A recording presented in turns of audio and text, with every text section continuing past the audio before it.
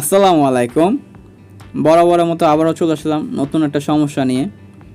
সুতা কাটা সেলাই মেশিন বা ঝুঁকি মেশিনে সুতা কাটা সমস্যা, বড় সমস্যা। সুতা কাটা সমস্যা, বেশি সমস্যা, বড় সমস্যা, বিরক্তকর লাগে। তো আমি ফার্স্টে একটা কাপড় চালিয়ে দেখাবো সুতা কাটা সমস্যা, সুতা কাটে কি না। হালকা চালালাম, সুতা কেটে গেল। সুতা কাটা বড় সমস্যা।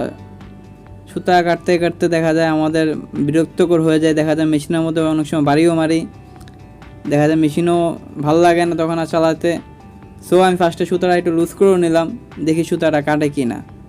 তো আমাদের যেসব ভাই ভাইদারা আছেন গ্রাম অঞ্চলে বা বিদেশে, মিডল ইস্টে যারা থাকেন, দেখা যায় ঘরে একটা মেশিন নিয়ে বা দুইটা মেশিন নিয়ে কাজকাম করি, দেখা যায় আশেপাশে কোনো মেকানিক ভাই ভাইদা থাকে না, বা মেশিনটা নিয়ে যেতে অনেক শহরের দিকে অনেক ঝামেলা বা একটা মোটা অঙ্কের টাকাও খরচা হয়ে যায়। আশা করি ভিডিওটা দেখলে আপনাদের যে সুতা কাটা সমস্যাটা সমাধান হবে। আরও কয়টা ভিডিও আছে আমার চ্যানেলে দেওয়া, যে সামান্য সমস্যার কারণে আমরা কী করি, মেশিনের মাথাটা খুলে নিয়ে আমাদের যে মেকানিক ভাই ভাইদের কাছে নিয়ে আসি বা ঠিক করার জন্য চেষ্টা করি। তো চেষ্টা করবেন আগে নিজে সমাধান করার জন্য, যে নিজের দ্বারা না হয় তখন আমাদের যত মেকানিক ভাই ভাইদের আছে তাদের কাছে সাথে কন্ট্যাক্ট করতে পারেন। তো আমি ফার্স্টে সুতাটা কেটে গেছি, আমি আবার সুতাটা লাগিয়ে আমি একটু ভিডিওটা বা ক্যামেরার দূরের থেকে চালিয়ে দেখানোর চেষ্টা করতেছি তারা, যাতে আপনারা বুঝেন। আমি একটু চালাবো, জোরেও চালাবো না, এটা আমি নর্মাল স্পিডে চালালাম, দেখতে পাচ্ছেন সুতা আবার কেটে গেছে।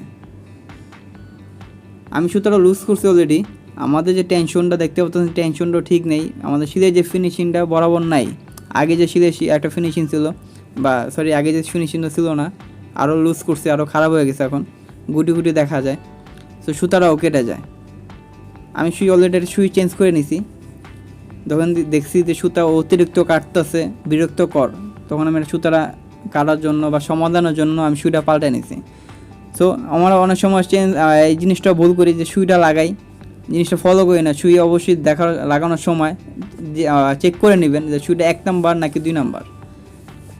ভাই 2 নাম্বারের মধ্যে সুই আছে, কারণ আমাদের যে অর্গান বা জাপানে যেসব সুই পাওয়া যায়, এটার মধ্যে অর্গান 2 নাম্বার সুই আছে। সুইটা আমার অলরেডি একটা ভিডিও দেওয়া আছে চ্যানেলের মধ্যে।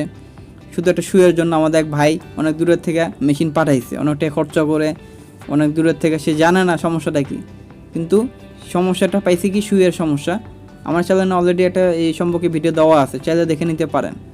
তো আমি চালালাম, দেখেন একটা মজাদার একটা বিষয়, খালি জায়গায় চলে আসলো, সুতা কাটে না। কিন্তু খালি জায়গায় আসলে অলরেডি সুতা কাটার কথা, কিন্তু সুতা কাটা নাই। কিন্তু আমি আবার একটু চালালাম, সুতা কেটে গেছে। এখন একটা মজার বিষয়, অনেক সময় দেখা যায় সুতা কাটে না, বডি পুরো কমপ্লিট হয়ে যায় কিন্তু সুতা কাটে না। আবার অনেক সময় দেখা যায় সুতা কাটতেই থাকে, মেশিন চালানোই যায় না। সুতা লুজ করেন, এটা করেন, ওটা করেন, সুই চেঞ্জ করেন বা নিডল চেঞ্জ করেন, সুতা কাটা বন্ধ হয় না। বড় ঝামেলা ভাই, বড় ঝামেলা। কি করবেন এই সময় বা এই পরিস্থিতিতে কি করবেন বা এই সমস্যাটা কিভাবে সমাধান করবেন? ফার্স্টে চেক করবেন টেনশনটা টাইট আছে কিনা, বা সুতাটা বাইজা বা সুতাটা ক্লিয়ার আসে কিনা। ফার্স্টে জিনিসটা ফলো করবেন আপনার সুতাটা ঠিক আছে কিনা। তারপরে দ্বিতীয় নাম্বার, সুতাটা টাইট আসে কিনা বা টেনশনটা সুতাটা ক্লিয়ারভাবে আসে কিনা। 3 নাম্বারে ফলো করবেন আপনার সুইয়ের পজিশনটা। সুইটা যখন নিচে নামে, সুইটা যে মাঝখানে আছে বা সুইয়ের যে নিডল প্লেটটা মাঝখানে বা মিডল পজিশনে বা মাঝখানে নিডলটা ডাউন হয় কিনা বা নিচে নামে কিনা। আর সুইটা অবশ্যই চেঞ্জ করে নেবেন, ভালো সুই লাগাবেন। অবশ্যই সুই লাগানোর সময় অবশ্যই 1 নম্বর সুই, ভালো সুই কোম্পানির সুই লাগাবেন, কারণ ভাই খরচা তো এমনিও করেন। অবশ্যই সুইটা বা ভালো কোম্পানির সুই লাগানোর চেষ্টা করবেন, আপনাদের জন্যই ভালো। আপনারা সমস্যার মধ্যে বা একটা বিপদ থেকে ভালো বা একটা সমস্যার থেকে একটু ভালো থাকবেন আর কি। সো আমি ফার্স্টে আমাদের নিডল প্লেটটা খুলে নিলাম। খুলে আমি ফার্স্টে যে জিনিসগুলি ফলো করলাম প্রত্যেকটা জিনিসই ঠিক আছে। তারপর আমি চেক করব রাস্ট পজিশনে ববিং গেজটা। তারপরে চেক করবো আমাদের যে ফাইনালে শ্যাটেল বা হুকটা। একটা সেলাই মেশিনে মেন হলো হুক। আমি আগেও বলেছি যে আমাদের মেন যে হুকটা, আমাদের যে সেলাই মেশিনের যে হুকটা সবচেয়ে বড় জিনিস বা সবচেয়ে বড় একটা ভূমিকা রাখে। যদি হুকটা ঠিক না থাকে বা খারাপ হয়ে যায়, অনেক রকমের সমস্যা দেখা যায়। শুধু সুতা কাটা না, টেনশন খারাপ হয়ে যায়, সেলাই খারাপ হয়, সুতা জ্যাম লেগে যায়, অনেক রকম সমস্যা দেয়। তো ফার্স্ট আমি চেক করলাম যে সুইয়ের মাথাটা, আপনার শ্যাটেল বা হুকের যে মাথাটা চেক করলাম ধার আছে কিনা। যদি ধার থাকে অবশ্যই একটা পেপার দিয়ে ঘষে নেবেন।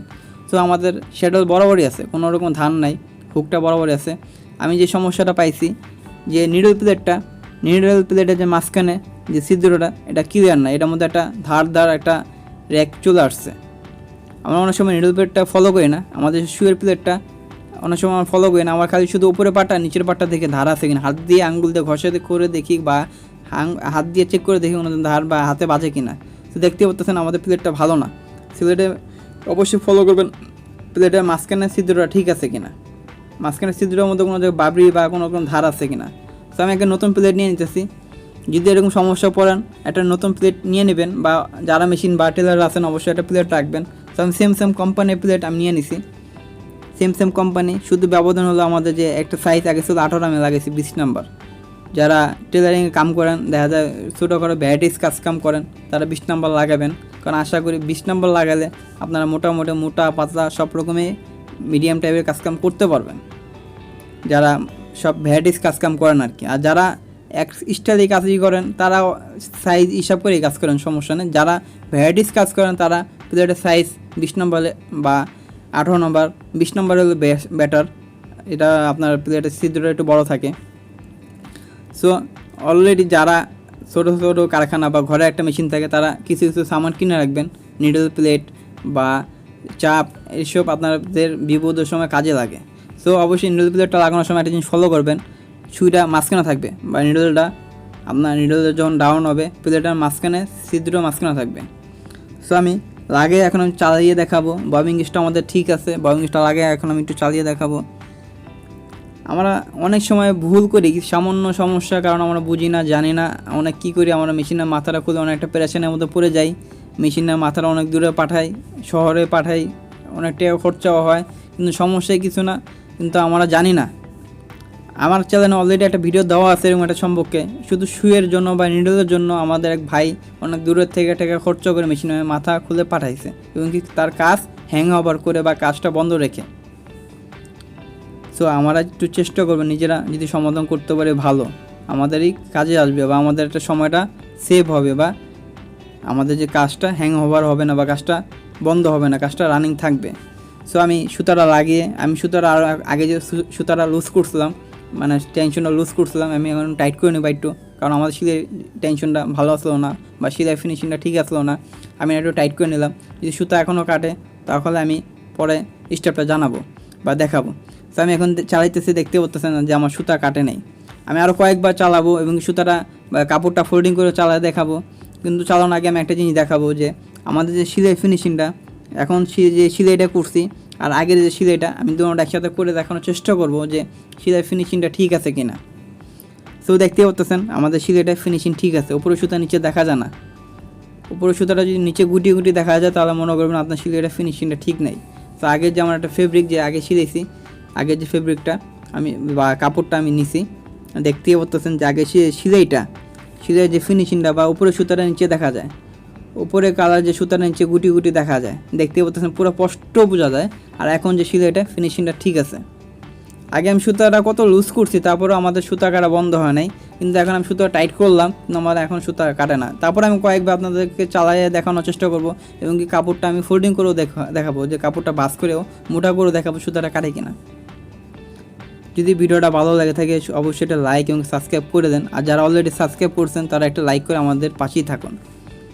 আমি চেষ্টা করি আমাদের যে ছোটো ছোটো মিনি কারখানা আছে বা ছোটো ভাই বাজার যারা বড় ভাইরা যারা আছেন, ছোটো ছোটো কারখানা বা দু একটা মেশিন নিয়ে ঘরে কাজ করেন, নিজের কাজ বা নিজের একটা চালানোর জন্য চেষ্টা করি তাদের যাদের সমস্যাটা নিজেরা সমাধান করতে পারেন, টুকটাক সমস্যা নিজেই সমাধান করতে পারেন। দেখা যায় এই সমস্যার জন্য আমরা কী করি, মেশিনটা অনেক দূরে পাঠিয়ে দিই, অনেকটা খরচ হয়, আমাদের কাজটাও বন্ধ থাকে, অনেক দিকে একটা সমস্যার মধ্যে পড়ে যায় আর কি।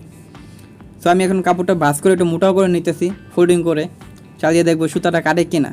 ব্যাগ স্টিচ দিয়েছি, সুতা কাটে না, অনেক কিছুই করলাম, কাপড়টা অনেকক্ষণ চালালাম কিন্তু সুতা কাটে নাই। ভিডিওটা কীরকম লাগছে বা ভিডিওটা কেমন লাগছে আপনাদের অবশ্যই মতামত জানাবেন, আর চেষ্টা করবো আপনাদের কীরকম সমস্যা বা কীরকম সমস্যা আপনারা পড়তেছেন আমাকে জানাবেন কমেন্টের মধ্যে। সবাই ভালো থাকবেন, সুস্থ থাকবেন। আজকে এই পর্যন্তই। আসসালামু আলাইকুম।